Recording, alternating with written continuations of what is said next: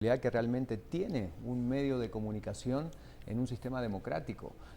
Todos conocemos la realidad que se vio por muchísimos años en México, por irnos a un país vecino, más de 70 años de un mismo gobierno del PRI, cuando efectivamente, bueno, el mismo dueño en aquel momento, que en paz descanse, decía que ellos eran soldados del PRI, que eran de ese partido político, y era una exposición manifiesta, ¿no? Y mantuvo por ese acuerdo entre gobierno a un partido durante tantísimos años en el poder, ¿no? Claro, se considera muchas veces de que los medios de comunicación solo tienen derechos, pero también hay obligaciones. El derecho de acceder a la información también te da el derecho a dar esa información de forma certera. Como bien lo decía Daniel, no se está dando la información, no se está transmitiendo, están transmitiendo casos de corrupción de alcaldes ahorita en los medios, yo venía escuchando, y no se está transmitiendo la información certera a la ciudadanía. Eso les hace perder realmente el derecho que tienen. Yo aquí involucraría entre las preguntas que señalabas a la Superintendencia de Telecomunicaciones, al Ministerio de Comunicaciones y a la Procuraduría General de la Nación. ¿Tienen de verdad derecho estas empresas a seguir gozando del usufructo de las frecuencias de estos canales cuando se ha demostrado, aunque no hay una sentencia y se presume la inocencia de los actores, pero ya no se presume la participación de la persona jurídica que tiene esa concesión, ese usufructo de esos beneficios de las frecuencias? Aquí tenemos también una línea que la propia ley de telecomunicaciones permite para poder revocar esas frecuencias que se ha concedido ya que no están cumpliendo. Por supuesto, los medios tendrán que hacer un pronunciamiento, pero yo sí quisiera agregar y resaltar lo que decía Daniel, de que la ciudadanía también tiene que tener ya participación. No le podemos dejar todo a una institución extranjera, a Iván Velázquez por dar un identificador, a Tel Maldana. También nosotros tenemos que empezar como ciudadanos a participar, no anunciándonos en medios que han participado, no comprando en empresas que están dentro de toda la institucionalidad de corrupción, porque en sí no es un sistema, no es un golpe al gobierno, es un golpe al lo que se ha enquistado dentro del gobierno. Yo siempre he sostenido que el sistema es bueno, lo que pasa es que lo descuidamos mucho tiempo y por eso lograron ellos enquistarse. Yo creo que sí habría que ver bien básicamente esas tres institucionalidades, los partidos políticos para su disolución legal, los que están involucrados, el caso de los medios de comunicación que están involucrados con la revocación de los usufructos correspondientes y por supuesto los entes financieros y en este caso mercantiles que tuvieron alguna participación. Bueno, ¿cómo se recompone el tema de institucionalidad? Guatemala también es un caso muy particular porque ocurre en estos casos de alto impacto y cuando surgió lo de la línea, siendo el Otto Pérez Molina presidente de la República en aquel momento y Roxana Valdetti, el país seguía funcionando, todo seguía su curso, ¿verdad? A nivel económico, los indicadores seguían siendo los mismos, o sea, siempre Guatemala tiene esa capacidad de resistencia muy fuerte, pero esto tiene y viene a dar un golpe muy fuerte a esta necesidad que tiene el pueblo de Guatemala de expresarse, de salir. ¿Cuál debería ser, de acuerdo a lo que dice Omar, entonces el comportamiento a partir de ahora o la manera en que los guatemaltecos entonces podrían exigir mucho más ante esta situación? Bueno, en el tema de causas de corrupción, por ejemplo, las principales que se identifican, aparte de lo que estamos viendo, el financiamiento de la política, los contratos corruptos, es el tema de la cultura ciudadana, de cómo se comporta el ciudadano ante la autoridad pública o privada en determinada prestación de bienes o servicios, por ejemplo. Entonces, aquí el tema fundamental para la ciudadanía, creo yo, es ir aprendiendo esa cultura de cero tolerancia a la corrupción. Ya no se vale decir aquello de no importa que robe, pero que haga algo, que decían de algún expresidente por ahí, o no importa que robe, que decía algo más grave, no importa que robe, pero que salpique. Ese tipo de frases, ese tipo de actitudes, creo que es lo que hay que ir desterrando. Y en la línea de lo que decía Omar, yo me pregunto lo mismo, es decir, ¿qué va a pasar con esos usufructos a las frecuencias radioeléctricas? ¿Qué va a pasar si van a aclarar esos contratos lesivos, por ejemplo, en el caso de las empresas que han surtido fertilizantes por años, no en el gobierno del Patriota, eso viene desde la época del señor Alfonso Portillo, y son las mismas empresas, el mismo grupo de 4 o 3 empresas. ¿Qué va a pasar con esas empresas constructoras que han dejado proyectos abandonados, sobrevalorados y proyectos que faltan? Hay mínimo 4 proyectos en el país que están abandonados, una de Obradech, por ejemplo, la empresa brasileña, y otras en la transversal del norte, y otras que qué va a pasar con esos contratos, o esas empresas van a ser declaradas finalmente como nulas, imposibilitadas para volverle a ofertar al Estado. Daniel, ¿cómo calificar la figura del presidente? Estuvo ayer en el segundo momento para hablar del tema de la intervención de TCQ, acompañando a la fiscal, acompañando a Iván Velázquez. ¿Cómo calificás las respuestas que dio? Porque de una u otra manera, aunque estaba para hablar del caso TCQ, pues fue involucrado en la rueda de prensa también con estos temas puntuales, ¿no? Yo siempre encuentro al presidente cuando aparece una rueda de prensa errático. Esa para mí es la palabra. Estaba en una buena oportunidad para de una vez, y mira que le está costando subirse a esta gran ola anticorrupción que ha marcado CICIG, y es incapaz de hacerlo porque siempre acaba peleándose con el periodista, acaba tenso, acaba teniendo gestos que no son propios de un presidente en esa circunstancia. Creo que además tiene que empezar a hacer cosas porque ha perdido mucha credibilidad en estos 4 meses y tiene que empezar a hacer cosas que haga que sea creíble que se pueda subir a esa ola y que pueda estar, digamos, con cierta verosimilitud al lado de Telma Aldana y del comisionado. Y entre esas cosas, por ejemplo, vendría muy bien que tomase medidas con el tema de Ban Rural, que puede hacerlo perfectamente, que la ley le faculta para hacerlo. Renzo, ¿se recuperará el dinero? Ayer decía Iván Velázquez que la cifra real, el valor real de lo robado es incalculable. No se puede realmente tener un dato certero, aunque hay muchas cifras y podemos hacer una sumatoria de una cifra que ni siquiera podemos llegar a entender. Pero la gran pregunta es lo que la gente más comenta en redes sociales, bueno, ¿y qué pasa con todo ese dinero que se llevó? Porque está bien la acusación, el proceso y todo lo que sigue, obviamente, esperando que la justicia responda, pero esa gran cantidad de dinero que se le saqueó al Estado guatemalteco. Creo que estas investigaciones, tal como han sido presentadas, creo que abonan en comenzar a desmenuzar todo el conjunto de bienes que se fueron comprando con ese tipo de recursos adquiridos ilícitamente. Entonces yo creo que ese listado, cuando uno mira propiedades, terrenos, yates, carros, toda una lista interminable que seguramente tendrá que completarse, puede ayudar en buena medida a que se pueda generar procesos de extinción de dominio.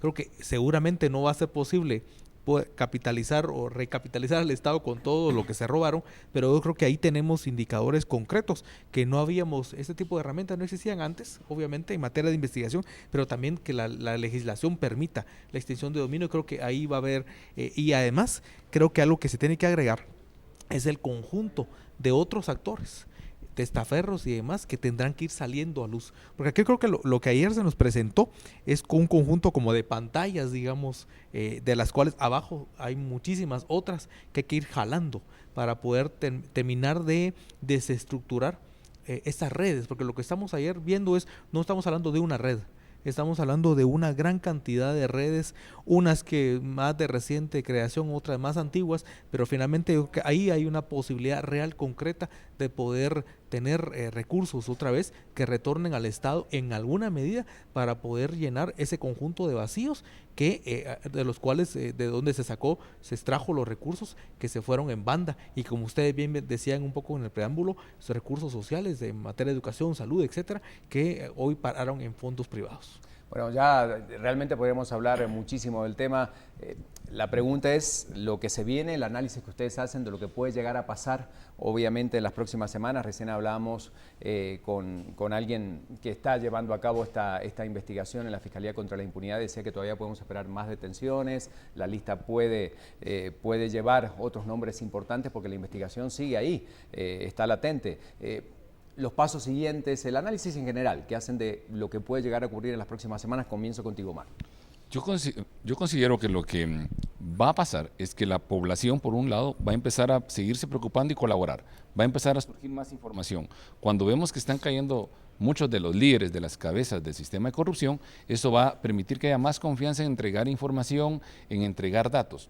Y sobre todo, sería también importante en las reacciones que se van a dar, en dotar de más recursos al sistema de justicia. El sistema de justicia no está preparado. Nuestro sistema no está preparado para tener 23 personas en una audiencia con 23 abogados. O sea, es un sistema que, aunque es incipiente y quieren avanzar, está todavía muy debilitado. Entonces, vamos a empezar a saturar el sistema de justicia, que bueno que sea por todos estos casos de corrupción. También, por otro lado, podemos decir que es una muy buena oportunidad para que el presidente de la República y su gabinete reaccionen.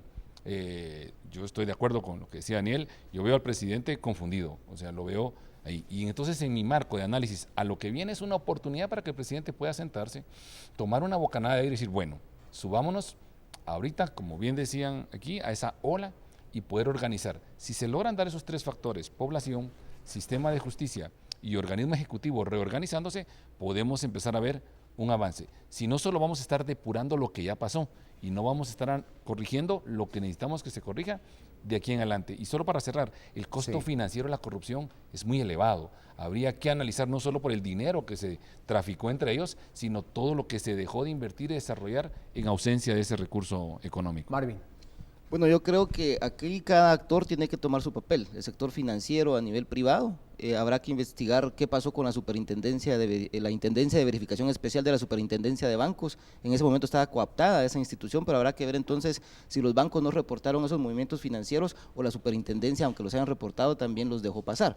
Y en el tema puramente económico y los costos de la corrupción, yo creo que el Estado lo que tiene que hacer es recuperar esos bienes estratégicos que le fueron robados, que le fueron saqueados, no solo las frecuencias de los 4 canales de televisión, romper ese monopolio, sino también los puertos, por ejemplo, que es fundamental, no solo Quetzal, sino también Santo Tomás de Castilla, y una serie de activos que el Estado prácticamente concedió y cedió para que lo administraran mafias privadas en contubernio con el Estado. Creo que por ahí debe ir el tema, y creo que la ciudadanía es un actor fundamental en esto. Si bien es cierto, las manifestaciones en la plaza han disminuido, la presión en redes sociales, la presión en otros ámbitos se mantiene. Por ejemplo, que a la señora esta exdiputada, el condominio donde reside la hayan declarado non grata, por ejemplo, una acción quizá parecerá pequeña, pero es algo que contribuye a mantener esa lucha contra la corrupción. Muchas veces cuando se hablaba de la corrupción, tantas veces que hemos hecho entrevistas en relación a ese tema, siempre dices que hay que llegar a la raíz, y a partir de ahí empieza a cambiar el tema.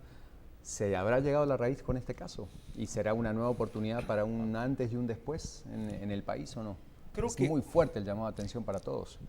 Creo que en buena medida lo que ayer se nos presenta abona muchísimo en llegar a la raíz, en el sentido de ver la articulación, cómo diversos actores de este país, partidos, como dije, empresarios, constructoras y demás, se ponen de acuerdo en un objetivo común, y ese objetivo común es saquear indiscriminadamente el Estado y pasar por ello erosionando la institucionalidad. Yo creo que si en ese sentido lo vemos, creo que estamos tocando, digamos, un elemento fundamental de profundidad que permite entonces ahora, un poco retomando lo que han comentado acá, otra vez volver al escenario de la indignación ciudadana, pero también es pasar a un escenario de cambios también del país, porque no podemos seguir viviendo solamente de escándalos y de casos. Y de denuncias, sí. Y eso está muy bien, pero eso remueve la tierra, pero de aquí en adelante tiene que haber un proceso en donde ya no corresponden más chapuces en el país. Y lo que queda en evidencia ayer es que hemos chapuceado perversamente el Estado guatemalteco y estamos pagando una factura enorme como sociedad, y que ese escenario tiene que proceder ahora a darle vuelta al calcetín, digamos. Creo que esa es la gran enseñanza de lo presentado ayer por MP y CICIG. Gracias. Para cerrar, Daniel. Pues yo creo que se presentan ahora unos años fantásticos en este proceso de construcción, precisamente. CICIG está destruyendo el sistema, pero CICIG no puede construirlo, salvo algunas reformas de justicia. Esto va a cambiar en la medida en que en estos años empiecen a surgir nuevas formas políticas, nuevos proyectos políticos que no estén manchados por este sistema sorprendentemente nefasto que hemos tenido hasta ahora. Y creo que ahí es donde va a venir la verdadera renovación. Yo creo que yo estoy, digamos, con mucho positivismo. El futuro va a ser muy bueno para Guatemala. Gracias por acompañarnos. Han sido muy amables los 4 por darnos sus opiniones en este tema tan importante. Un placer realmente platicar con ustedes esta mañana. 4 analistas de primer nivel presentes con nosotros. Pero ahora sí, vuelta a página, porque hacíamos una pregunta, Pedro, esta mañana, y ya hay algunos indicadores que nos van mostrando justamente la tendencia de lo que dice la gente. Adelante.